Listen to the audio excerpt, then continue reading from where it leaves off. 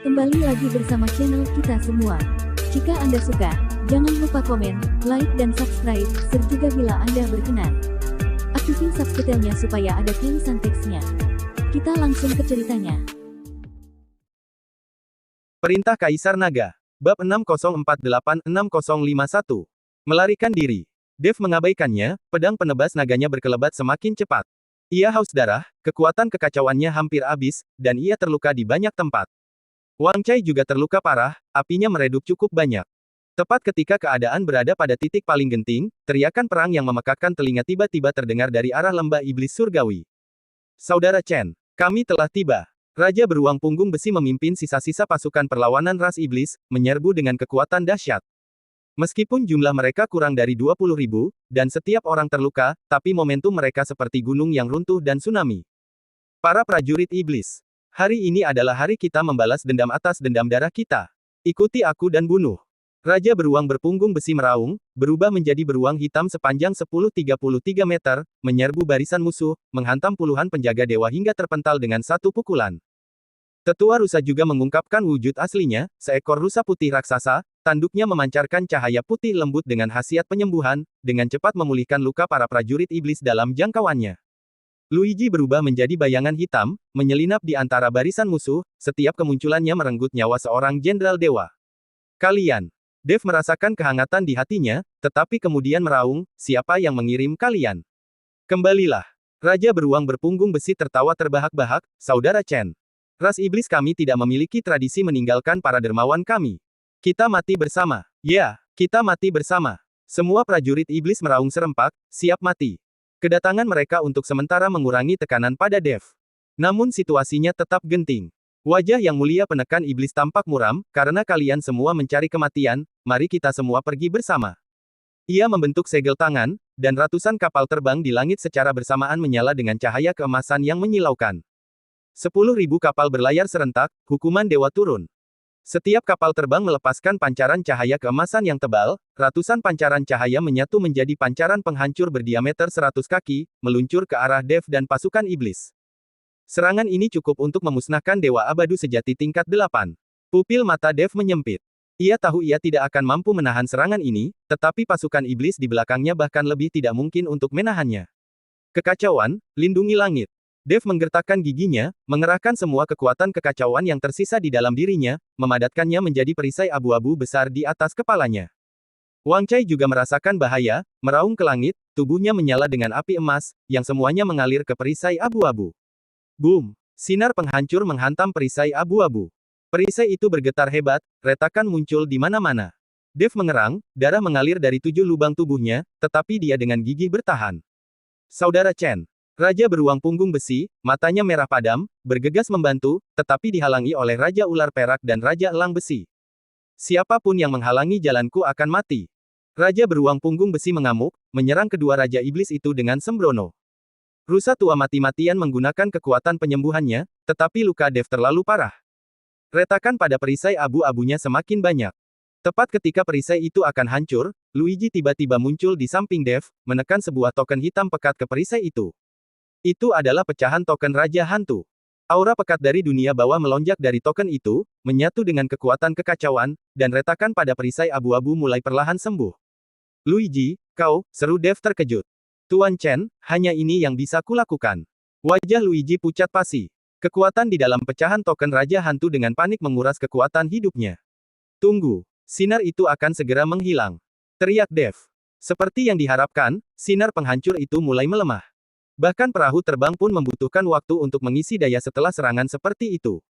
Ketika sinar itu benar-benar menghilang, perisai abu-abu hancur berkeping-keping. Boom! Dev, Wang Cai, dan Luigi semuanya terlempar ke belakang, memuntahkan darah. Tapi mereka semua selamat. Wajah penekan iblis itu pucat. Dia tidak menyangka Dev akan mampu menahan serangan mematikan seperti itu. Bunuh! Jangan biarkan siapapun hidup. Pasukan dewa kembali menyerbu maju. Raja beruang berpunggung besi melawan Raja Ular Perak dan Raja Elang Besi, lalu bergegas ke sisi Dev, Saudara Chen. Pergilah. Aku akan melindungimu. Tidak. Dev menggelengkan kepalanya, aku tidak akan pergi. Kau harus pergi. Raja beruang punggung besi meraung, kau adalah harapan ras iblis kami. Selama kau hidup, para dewa tidak akan pernah tenang. Selama kau hidup, ras iblis masih memiliki masa depan. Ia menatap Dev, matanya penuh permohonan, Saudara Chen, aku mohon padamu. Pergilah.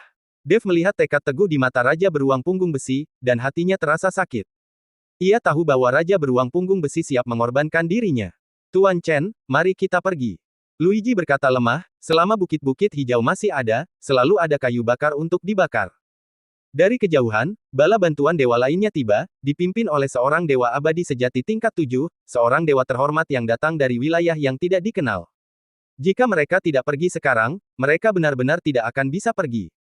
Dev menggertakkan giginya dan menatap tajam Raja Beruang Berpunggung Besi, Raja Beruang.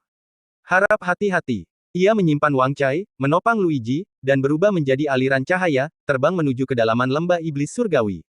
Mencoba pergi. Tidak semudah itu. Yang Mulia Penekan Iblis mencibir dan secara pribadi mengejar. Raja Beruang Berpunggung Besi tertawa terbahak-bahak, memperlihatkan wujud penuhnya. Seekor beruang raksasa, setinggi 99 meter, menghalangi jalan Yang Mulia Penekan Iblis. Dasar tua bodoh. Lawanmu adalah aku. Kau mencari kematian. Yang Mulia Penekan Iblis meraung marah, melayangkan pukulan ke arah Raja Beruang Berpunggung Besi. Bang! Raja Beruang Berpunggung Besi tidak menghindar atau mengelak, menerima pukulan itu secara langsung, sambil secara bersamaan membanting cakarnya dengan ganas ke arah Yang Mulia Penekan Iblis. Gaya bertarungnya yang mempertaruhkan nyawa justru berhasil menahan Yang Mulia Penekan Iblis untuk sementara waktu. Para prajurit iblis lainnya juga beraksi, mengorbankan nyawa mereka untuk mengulur waktu bagi Dev. Dev, sambil menggendong Luigi, bergegas kembali ke gua dan tiba di formasi teleportasi. Luigi, yang nyaris tidak bisa berdiri tegak, mulai memperbaiki formasi teleportasi, sementara Dev menjaga pintu masuk gua, membunuh musuh yang mengejar. Setelah beberapa saat, formasi teleportasi akhirnya memancarkan cahaya redup. Tuan Chen, formasi ini hampir tidak bisa digunakan. Tapi hanya bisa memindahkan 2 orang, dan tujuannya tidak diketahui. Luigi berkata dengan tergesa-gesa. Dev menoleh ke belakang. Di medan perang, para prajurit iblis berjatuhan satu demi satu. Raja Beruang Berpunggung Besi berlumuran darah, namun masih bisa menahan Yang Mulia Penekan Iblis. Rusa tua telah roboh, kelelahan, dan dibacok hingga tewas oleh para penjaga dewa. Dari 20.000 prajurit iblis, kurang dari 1.000 yang tersisa. Hati Dev terasa sakit seperti terkoyak. Semua orang ini mati karena dia. Jika dia tidak datang ke wilayah barat, jika dia tidak membunuh ketiga Raja Iblis itu, jika saja. Tuan Chen, cepat, desak Luigi. Dev menarik napas dalam-dalam, menekan rasa sakit dan rasa bersalah di hatinya, dan membantu Luigi melangkah ke dalam formasi teleportasi. Begitu formasi teleportasi aktif, dia melihat medan perang untuk terakhir kalinya. Raja Beruang Berpunggung Besi sepertinya merasakannya, berbalik untuk melihat, mulutnya yang berlumuran darah memperlihatkan senyum. Bang! Kemudian, dia ditinju tepat di dada oleh Yang Mulia Penekan Iblis. Formasi teleportasi menyala terang, dan Dev serta Luigi menghilang. Ketika Dev membuka matanya lagi, ia mendapati dirinya berada di hutan yang asing. Pohon-pohon di sini menjulang tinggi hingga ke awan, menghalangi sinar matahari, dan udara dipenuhi energi spiritual yang kaya serta aroma samar dedaunan yang membusuk. Luigi terbaring di sampingnya, napasnya lemah, tidak sadarkan diri. Dev memeriksa luka-lukanya sendiri. Energi kekacauannya hampir habis, banyak tulang yang patah, dan organ dalamnya rusak. Namun ia tidak mampu menyembuhkan dirinya sendiri. Prioritas utamanya adalah memeriksa kondisi Luigi.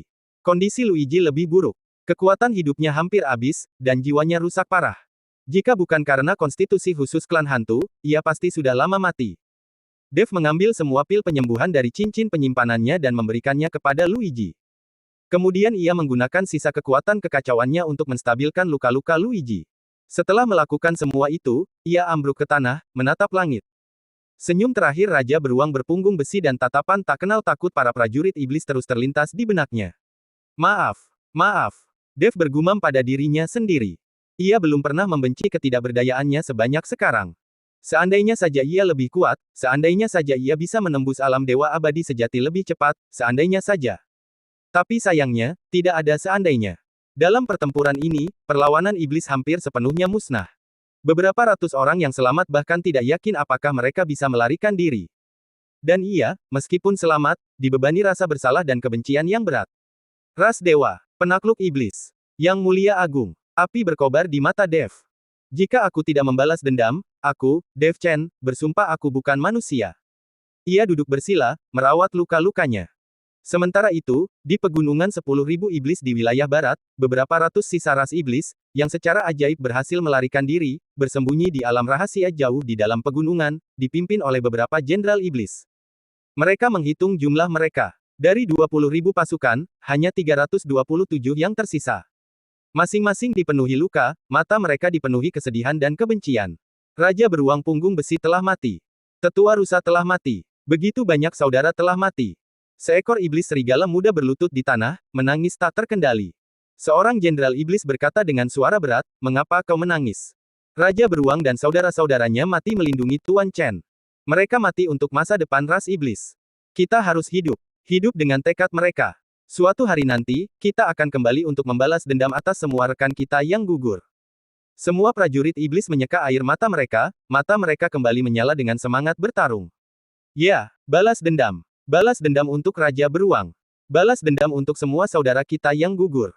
Benih kebencian telah ditaburkan dalam-dalam, hanya menunggu saat yang tepat untuk tumbuh dan menyulut api yang berkobar. Sementara itu, di Aula Hukuman Dewa Wilayah Tengah.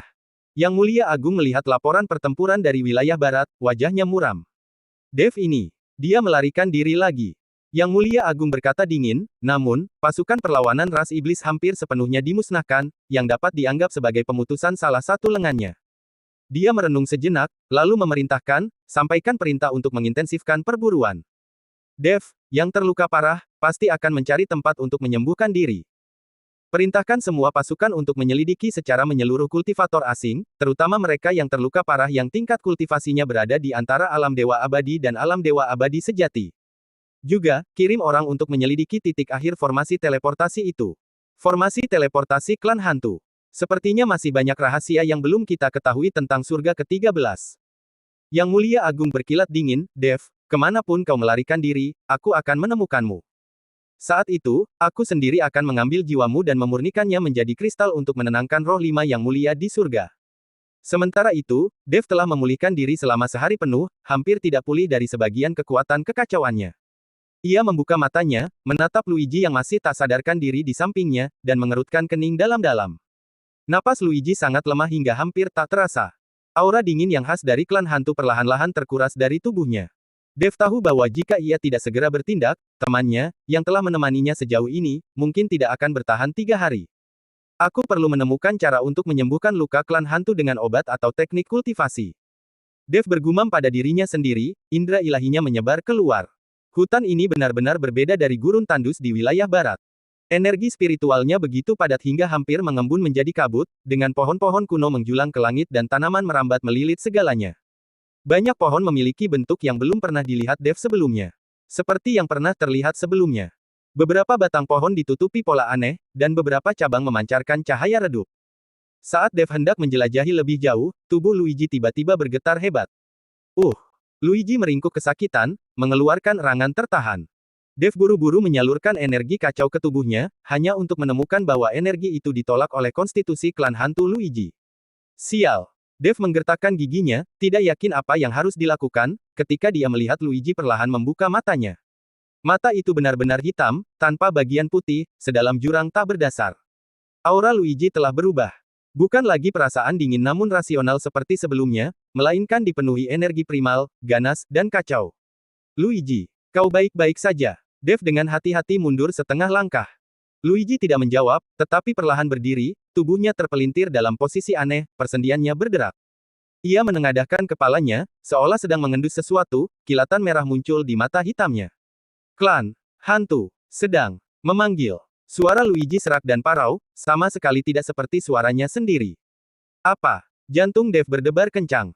Luigi tiba-tiba bergerak, berubah menjadi bayangan hitam dan melesat menuju kedalaman hutan, kecepatannya jauh melebihi kecepatan biasanya. Tunggu. Dev buru-buru mengikuti, hatinya dipenuhi kekhawatiran dan keraguan. Keduanya melintasi hutan lebat satu demi satu selama sekitar setengah jam, kecepatan Luigi secara bertahap melambat. Tubuhnya bergoyang-goyang, akhirnya bersandar pada pohon kuno yang besar, mata gelapnya kembali normal. Tuan Chen. Luigi berbicara lemah, aku merasakan aura dari jenisku sendiri. Di dekat sini.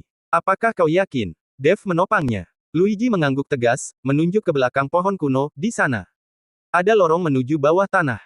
Banyak orangku. Dev melihat ke arah yang ditunjuknya dan melihat sebuah lubang yang tidak mencolok di dasar pohon kuno, berdiameter sekitar 3 kaki, gelap gulita dan tak berdasar. Jika Luigi tidak menunjukkannya, dia tidak akan menyadarinya sama sekali. Bisakah kau turun dalam keadaanmu sekarang? Tanya Dev. Aku harus turun. Hanya orang-orangku yang bisa menyelamatkanku. Luigi menggertakkan giginya, esensi klan hantuku sedang menghilang. Jika aku tidak kembali ke lingkungan Ki alam bawah dalam 3 hari, aku pasti akan mati. Dev tidak ragu lagi. Dia menggendong Luigi di punggungnya, perisai cahaya abu-abu melindungi tubuhnya, dan melompat ke dalam lubang tersebut. Lubang itu awalnya sempit, tetapi setelah turun beberapa puluh kaki, tiba-tiba terbuka, membentuk terowongan alami yang miring ke bawah. Dinding terowongan tertutup lumut yang memancarkan cahaya remang-remang, hampir tidak cukup untuk melihat jalan. Semakin dalam mereka masuk, semakin pekat ki dunia bawah di udara. Dev dapat merasakan napas Luigi perlahan-lahan stabil di punggungnya, yang jelas menunjukkan bahwa lingkungan ini bermanfaat baginya. Setelah menuruni sekitar 6.000 meter, sebuah persimpangan jalan muncul di depan. 3 terowongan mengarah ke arah yang berbeda, masing-masing pintu masuk ditandai dengan rune yang berbeda. Yang kiri, yang itu memiliki lambang klan. Luigi menunjuk ke tanda yang tidak mencolok di atas pintu masuk terowongan kiri, sosok iblis berkepala 3 dan berlengan 6, mirip dengan patung yang mereka lihat di kuil klan hantu di pegunungan Dewa Pemakaman. Dev melangkah ke terowongan kiri tanpa ragu-ragu. Terowongan ini menunjukkan tanda-tanda campur tangan manusia yang lebih jelas daripada yang sebelumnya. Dindingnya dipoles halus, dan setiap 100 langkah, lampu biru remang-remang melayang di udara, memancarkan cahaya dingin. Setelah berjalan selama waktu yang dibutuhkan untuk membakar sebatang dupa, cahaya akhirnya muncul di depan. Keduanya keluar dari terowongan, dan pemandangan di hadapan mereka membuat Dev terengah-engah. Itu adalah ruang bawah tanah yang luas, menjulang tinggi dan tak terbatas. Kristal bercahaya yang tak terhitung jumlahnya tertanam di langit-langit, menerangi seluruh dunia bawah tanah seperti langit berbintang. Di tanah, bangunan-bangunan berbentuk aneh tersebar di mana-mana. Sebagian besar bangunan ini terbuat dari batu hitam, gayanya mengerikan dan menyeramkan, dengan menara, kepala hewan, dan ornamen tulang di mana-mana. Bayangan berkelebat di jalanan, banyak sosok bergerak, tetapi mereka terlalu jauh untuk dilihat dengan jelas.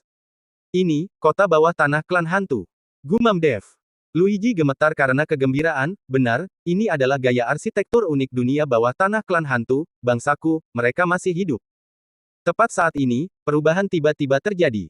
Puluhan rantai hitam tiba-tiba muncul dari bayangan di sekitarnya, rantai-rantai itu dipenuhi rune, bergerak secepat kilat, langsung menuju Dev dan Luigi. Dev bereaksi sangat cepat, pedang penebas naganya langsung terhunus, menebas rantai-rantai itu. Namun, rantai-rantai ini sangat aneh. Pedang penebas naga menghantamnya dengan bunyi dentingan logam, hanya menghasilkan beberapa percikan api, tidak mampu memotongnya. Tidak bagus. Ini adalah rantai pengunci jiwa alam bawah. Luigi berseru kaget. Sebelum dia selesai berbicara, rantai-rantai itu sudah melilit tubuh mereka. Dev merasakan kekuatan dingin merasuki tubuhnya, seketika mengganggu aliran energi kacau miliknya. Dia mencoba melepaskan diri, tetapi mendapati bahwa semakin dia berjuang, semakin erat rantai-rantai itu mengencang, rune-rune bersinar terang, menekan kekuatannya. Luigi bahkan lebih buruk keadaannya. Ia sudah melemah, dan sepenuhnya terikat oleh rantai, bahkan tidak mampu mengeluarkan suara. Bersambung.